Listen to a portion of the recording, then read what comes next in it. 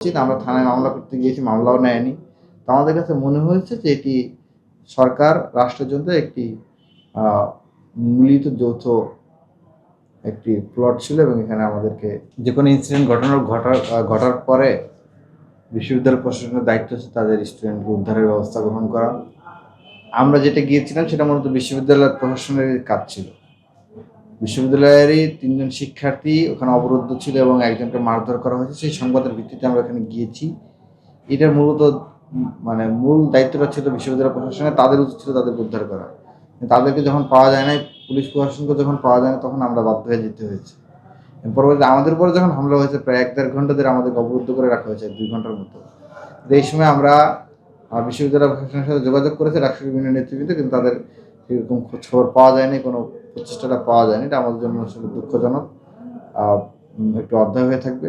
তবে পরবর্তীতে হাসপাতালে উপাচার্য মহোদয় দেখা করতে এসেছিলেন, এই জন্য তাকে ধন্যবাদ দিতে চাই এবং আরও ধন্যবাদ দিতে পারতাম যদি তিনি বিচারের ক্ষেত্রে আরও বেশি স্বচ্ছ এবং দ্রুত হতে পারতেন।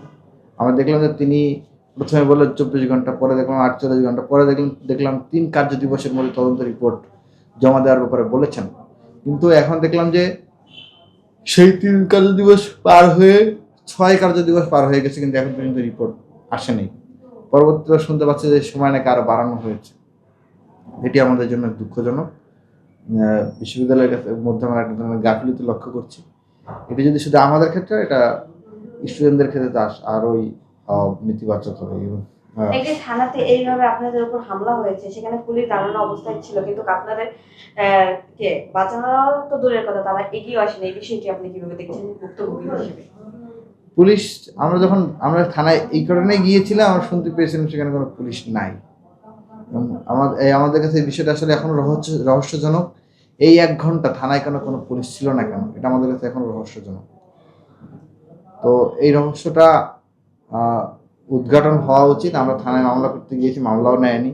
তো আমাদের কাছে মনে হয়েছে যে এটি সরকার রাষ্ট্রের জন্য একটি মিলিত যৌথ একটি প্লট ছিল এবং এখানে আমাদেরকে মারধর করার উদ্দেশ্যেই বা আমাদেরকে টর্চার করা বা মেরে ফেলা, এই উদ্দেশ্যে এই প্লটটা তারা সাজিয়েছিল পুলিশকে সে সময় সরিয়ে দিয়ে। তো পুলিশ পরে এসেছে, পুলিশ ওই সময়টা ছিল না। এটা লীগের আমলে যেরকম আমরা দেখতাম যে ছাত্রলীগের বিরুদ্ধে মামলা করতে গেলে মামলা নিত না, ঠিক একইভাবে আমি দেখলাম যে আমাদের ছাত্রদলের বিরুদ্ধে এখন মামলা নেওয়া হচ্ছে না। তার মানে ক্ষমতার পালাবদলটা হয়েছে, কিন্তু ফ্যাসিবাদী আচরণটা ঠিক একইভাবে আছে।